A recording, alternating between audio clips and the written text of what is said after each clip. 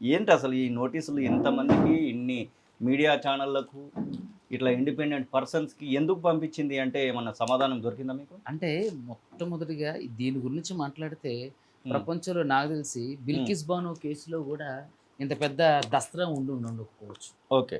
So నేనేమంటానంటే హ్మ్. ఇది పత్రికా స్వేచ్ఛను హరించడంలో ముఖ్య భూమిక పోషిస్తుంటది. హ్మ్. ఎప్పుడు కూడా ఇప్పుడు మీడియా అనేది ఫోర్త్ ఎస్టేట్.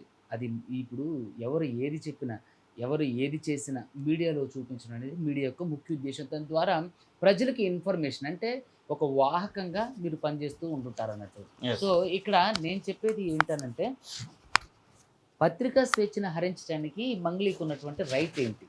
ఇంకొక విషయం ఏంటంటే ఇంత అంటే మాట్లాడినటువంటి టీవీ ఛానల్స్ అన్నిట్లోని అందరికీ ఈవెన్ ఇండిపెండెంట్ యూట్యూబ్ ఛానల్స్ కూడా మంగ్లీ గారు నోటీస్ పంపించారు. మరి ఇంత చేస్తున్నారే, మరి ఎందుకని మరి మీ పేరు చెప్పి వ్యాపారం చేసినటువంటి లేదంటే మీరు కూడా ఇంక్లూడ్‌గా భాగస్వామ్యంగా ఉన్నారని చెప్పి చాలామంది చెప్తున్నారుగా. మరి వాళ్ళ మీద ఎందుకు స్టిల్ ఇంతవరకు కేస్ పెట్టలేదు?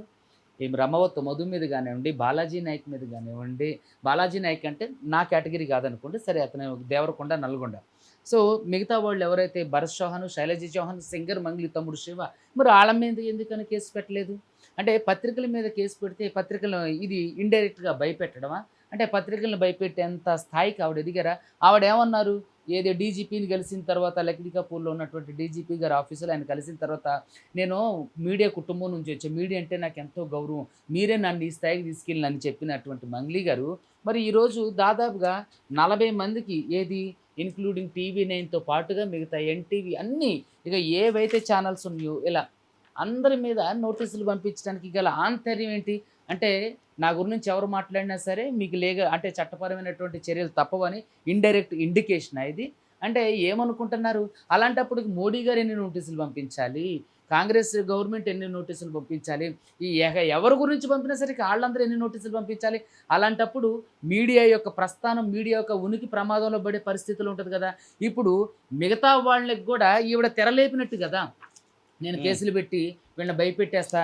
ఎప్పుడు కూడా మీడియా ఛానల్ అనేవి భయపడదు. ఎందుకంటే మీడియా అనేది చాలా పవర్‌ఫుల్. ఈరోజు ఈ పెద్ద భారీ స్కాము ప్రజల్లోకి రావడానికి మీడియానే ముఖ్య భూమిక పోషించింది. అలాంటి మీడియాని నీకు నిజంగా ధైర్యం ఉంటే, నువ్వు నిజంగా ఏ తప్పు చేయకపోతే కోర్ట్ నుంచి ప్రూవ్ చేసుకొని రా. అప్పుడు అదే మీడియా మిమ్మల్ని ఆకాశానికి ఎత్తుతారు. అదే మీడియా అరే నిజంగానే తప్పు చేయలేదు. ఈ మిగతా ఎవరైతే బాధితులు ఉన్నారో బాధితులే అడ్వకేట్ సుబ్బు ద్వారా మిస్‌గైడ్ అయ్యారు అని మిస్‌లీడ్ చేశారు అని చెప్పి మీరు చెప్పొచ్చు కదా! ఎందుకు మీకు ఆ భయం? అంటే మీడియా ఛానల్ అన్నీ నోరు నొక్కేస్తే మీరు ఏది చేసినా చెల్లుబాటు అవుతదంటారా? మరి అలాంటప్పుడు డ్రగ్స్ పార్టీ అని చెప్పి వచ్చినప్పుడు మరి అప్పుడెందుకు మీరు మీడియాకి నోటీసులు పంపించలేదు? మీరు పలానా ఎవరో చింతామణి గారు ఇలా చేశారు, ఇది జరగలేదు, అది జరగలేదు అని అన్నప్పుడు మరి ఆ రోజు ఎందుకు నోటీసులు పంపించలేదు? మీరు బూతు పాటలు పాడినప్పుడు టెలికాస్ట్ చేసినప్పుడు ఎందుకు మరి మీ గురించి? మరి మీరు అదే మీడియా ఛానల్‌లో వచ్చినప్పుడు అసలు మీడియా ఎంటైర్ మీ వీడియోలన్నిటిని డిలీట్ చేయాలి. దయచేసి మీడియా వారికి కూడా నేను చెప్పేది ఏంటంటే మీరు ఆమెను బ్యాన్ చేయాలి. ఏంటంటే ఇంత దుశ్చర్య నాకు తెలిసి ప్రపంచంలో ఎవరు కూడా ఎన్ని మీడియా ఛానళ్ళకి నోటీసులు పంపించి ఉండకపోవచ్చు. బహుశా చరిత్రలోనే ఇదే మొదటిది. అంటే ఎంత అహంకారపూరితమైనటువంటి చర్య. అంటే సమాజంలో ఉన్నటువంటి మంచిని, సమాజంలో ఉన్నటువంటి ఇన్ఫర్మేషన్‌ని జనాలకు చేరవేసే ఇప్పుడు ప్రతి ఒక్కళ్ళు కూడా ఆఫీస్‌కి వచ్చి చూడలేరు కదా! ప్రతి ఒక్కళ్ళు ఇప్పుడు న్యూస్ పేపర్‌లో చూడలేరు కదా! ఇప్పుడు ఈ స్మార్ట్ ఫోన్‌లో ఎవరైనా సరే ఎక్కడైనా సరే కూర్చొని చాలా ఈజీగా న్యూస్‌ని చూడొచ్చు. అలాంటి న్యూస్ మీడియాని మీరు తప్పుపడుతున్నారా? అంటే న్యూస్ ఛానల్ అన్నీ కూడా మీ విషయంలో తప్పు చేసినాయా? అంటే మీ విషయంలో మాట్లాడే వాళ్ళందరూ కూడా తప్పు చేశారా? అసలు దీనికి నాకు అగమ్యగోచరంగా ఉంది. ఎందుకని మంగ్లీ గారు ఈ విషయాన్ని తను అంటే తాను జెడ్డ కోతి వనమంతా జిన్నట్టు తాను చెడటమే కాకుండా మిగతా వాళ్ళందరికీ రంగు పొలమాలని చూస్తున్నారని నాకు అర్థం కావట్లేదు. మీకు ప్రధానంగా మీ పేరు కూడా ఈ నోటీసులలో కనబడతా ఉంది. 17 మీకు ఇందులో. స్పెషల్‌గా ఆ! 17వ పేరు మీ పేరే ఉన్నట్టుంది. దాంతో పాటుగా మీకు సంబంధించి ఈ యొక్క నోటీస్‌లో ఇది ఎక్స్‌ప్లనేషన్ అడిగినట్టుగా ఉన్నారు. అసలు ఎలాంటి ఎక్స్‌ప్లనేషన్ అడిగారు? ఇదిగోండి. ఏంటి ఇదిగోండి. అసలు? ఇదిగోండి. యెస్. ఎలాంటి ఎక్స్‌ప్లనేషన్ అడిగారు మిమ్మల్ని? నేనింకా చూడలేదండి. నాకు ఈరోజు ఇది అందింది. హ్మ్. ఇది ఈరోజు అంటే నేను ఓకే. 7థ్ నా నేము. హ్మ్. 17 హ్మ్. సారీ 17 నా నేము. So, okay. నేను ఇంతవరకు దీన్ని చూడలేదు. ఎక్కడ హ్మ్. ఇగోండి ఈ దస్త్రమే గాదు. ఇక్కడ హ్మ్. గూడా ఇంకొక దస్త్రం ఉంది మీకు చూపిస్తే. దానికి సంబంధించిందేనా ఇది ఇదిగోండి. కూడా? దానికి సంబంధించింది. హ్మ్. ఏంటిది? నిజంగా నాకు తెలిసి హ్మ్. రామాయణం గూడా ఇన్ని పేజీలు ఉండకపోవచ్చు. అన్ని రామాయణాలు కలిపిన. హ్మ్. నాకు చూస్తే చాలా జాలేస్తుంది. అరే ఓకే. ఏంటి ఇదంతా? ఉమ్, ఇలాంటి ఈ దుశ్చర్యలకు పాల్పడి మీరు సమాజానికి ఏం మెసేజ్ చేద్దాం అనుకుంటున్నారు మంగ్లీ గారు? నిజంగా నాకు తెలిసినంత వరకు ఇది అంటే ఇది దీన్ని ఏమంటారు అంటే ఒక చాతగాని చర్యగా మనం అభివర్ణించవచ్చు. ఓకే. దీనికి ఎలాంటి రిప్లై ఇవ్వబోతా ఉన్నారు మరి మీరు? తప్పకుండా ఇప్పుడు um, on behalf of my client okay. Advocate Subbu ఎప్పుడు మిమ్మల్ని తప్పుగా మాట్లాడలా, ఉమ్, అడ్వకేట్ సుబ్బు ఎప్పుడు మిమ్మల్ని వ్యక్తిగతంగా విమర్శించలా, దూషించలా, మీ ఉమ్, మీద బురద జల్లలా. ఉమ్, నాకు నా క్లయింట్స్ ఏమైతే చెప్పారో ఏవైతే ఇచ్చారో నేను అదే మీడియాకి చెప్పా, అదే ఇచ్చా. ఉమ్, అలాంటప్పుడు స్కాముల గురించి పక్కకు పెడితే మరి రౌడీ షీటర్ల గురించి మరి ఏమంటారు ప్రెస్ మీట్ పెట్టి పోలీసులు ఇన్ఫర్మేషన్ ఇస్తున్నారు. మరి ఆ రౌడీ షీటర్ల ఫ్యామిలీలు కూడా వాళ్ళ మీద నోటీసులు ఇచ్చి మీడియాకి కూడా నోటీసులు ఇవ్వాలి కదా. అంటే మీరు తప్పు జరుగుతున్నటువంటి వీటన్నిటిని కూడా కప్పిపుచ్చుదామని చెప్పేసి అంటే మీడియా నోరు నొక్కేద్దామని చూస్తున్నారా?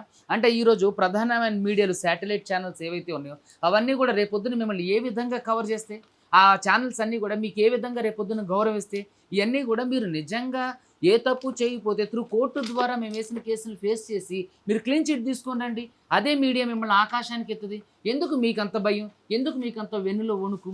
మీరు ఇంత చేసినటువంటి మీరు ఎందుకని బాధితుల తరపున మరి ఇంతవరకు కూడా నేను ఉంటానని చెప్పేసి ఎందుకని ఎవరైతే మీ పేరు చెప్పుకోను లేకపోతే ఇంకోటో చేసిన వాళ్ళ మీద ఇప్పటి వరకు కూడా స్టిల్ కేసు వేయలేదు? ఇప్పుడు చూస్తే మంగ్లీ యొక్క దుశ్చర్య ఇందులోనే మీకు కనపడుతుంది. చెప్పండి. ఏంటనంటే ఇక్కడ మీకు కొన్ని విషయాలు చూపిస్తా. ఉమ్, ఇప్పుడు ఇందులో ఎక్కడికి కూడా మన టీవీ ఛానల్ పేర్లు, తర్వాత అడ్వకేట్ సుబ్బు పేరు, మిగతా వాళ్ళే ఉన్నాయి తప్ప ఎక్కడ కూడా ఇక్కడ రమావత్ మధు కానివ్వండి, ఉమ్. లేదంటే శైలజ చౌహాన్ కానివ్వండి, మధు పేరు ఒకటి ఉన్నట్టుగా మేము గమనించాం. అదే అంటున్నా. ఆ, ఇప్పుడు మధు ఒక్కడుంటే ఈ ఏదైతే నోట్ల కట్టలు లెక్కబెట్టి ప్రధాన భరత్. నిందితుల్లో ఒకడైనటువంటి భరత్ కుమార్ చౌహాన్ పేరు ఎందుకు లేదు? ఉమ్, శైలజ చౌహాన్ పేరు ఎందుకు లేదు? ఉమ్, వీళ్ళ తమ్ముడు శివ పేరు ఎందుకు లేదు? ఉమ్, తర్వాత ఇంకా ఎవరైతే ఉన్నారో బాలాజీ నాయక్ పేరు ఎందుకు లేదు? ఉమ్, మిగతా పలుగు తండాలో ఇంకా చాలా మంది పేర్లు లేదు. మరి వాళ్ళ పేర్లు ఎందుకు లేవు? అంటే వాళ్ళ పేర్లు పెడితే వాళ్ళు రేపొద్దున బయటకు వస్తే మీకేమన్నా ప్రమాదం వచ్చి అంటే వాళ్ళతో మీకున్న లింకులు ఏమైనా బయటకు వస్తాయి అని భయపడుతున్నారా? ఎందుకు మరి వాళ్ళ పేరు యాడ్ చేయలేదు మంగ్లీ గారు?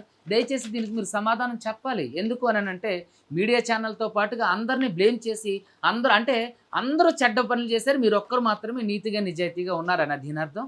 అంటే మీరు ఏం సమాజానికి చెప్పబోతున్నారో నాకు అర్థం కావట్లేదు. సో కాబట్టి ప్రజలందరూ కూడా గమనించాలి. ఎస్, ప్రధానంగా ఈ కేసుకు సంబంధించి మీరు ఎవరినైతే కొన్ని రోజుల పాటు పట్టుకొని తిరిగాడో హిమకాంత్ రెడ్డి అని కూడా పోలీసులు అరెస్ట్ చేశారు. ఇప్పుడు రిమాండ్లో ఉన్నట్టు. అతను ఇప్పుడు పోలీసుల కస్టడీకి కూడా కోరనపోతున్నట్టుగా తెలుస్తా ఉంది. అసలు మీరేమైనా ములాఖతులో కలిసారా ఏంటి? అసలు ములాఖతు ఇంతవరకు నేను ములాఖతులు కలవలేదు. అతనికి అరెస్ట్ అయినప్పుడు యాంటిసిపేటరీ కూడా వేయలేదు. ఎందుకంటే మనకి ఆ రోజు ఇసలు ఈ స్కామ్ బయటకు రావడానికి తిరుమల ద్వారా మూలకర్తే ఈ హిమకాంత్ రెడ్డి. నిజంగా అతను స్కామర్ అయితే బయటకు ఎందుకు వస్తారు? మీడియా ముందుకు ఎందుకు పోతారు? ఒకవేళ నిజంగా అతను తప్పు చేస్తే ఖచ్చితంగా శిక్షించాల్సిందే. ఎందుకు అని అంటే ఇక్కడ బాధితులు మెయిన్. హిమకాంత్ రెడ్డి గొప్పవాడు కాదు, మంగ్లీ గొప్పవాళ్ళు గారు, ఇంకెవరో గొప్పవాళ్ళు గారు. ఇందులో ఎవరున్నా సరే, ఈవెన్ ఎంత పెద్ద వ్యక్తి ఉన్నప్పటికీ కూడా ఇందులో ఖచ్చితంగా శిక్ష అనుభవించాల్సిందే. ఎందుకంటే ఇక్కడ బాధితులకు న్యాయం జరగాలి. ఇక్కడ బాధితులకి వాళ్ళ డబ్బులు అందజేయాలి. సో అందులో మీడియా అడ్వకేట్ సుబ్బుతో పాటు మీడియా కూడా కలిసి పనిచేసింది. మరి మీడియా ఏ ఆధారం లేకుండానే ఈ ఇష్యూ వచ్చిన తర్వాత కూడా మీరు చూసుకున్నట్లయితే దాదాపుగా నెల వరకు కూడా శాటిలైట్ ఛానల్స్ ఏవి కూడా వీటిని ప్రసారం చేయలేదు. ఎప్పుడైతే ఆధారాలు పట్టుకొని, ఎప్పుడైతే బాధితులు రోడ్లు ఎక్కారో, ఎప్పుడైతే బాధితులు చనిపోతున్నారో, ఎప్పుడైతే బాధితులు వాపోయి అయ్యా మాకు అన్యాయం జరిగింది మహాప్రభు అంటే మరి అలాంటప్పుడు ఎవరైతే పలుగు తాండాలో పాలు తాండాలో ఉన్న వాళ్ళందరికీ కూడా మరి ఎందుకు నోటీసులు పంపించలేదు?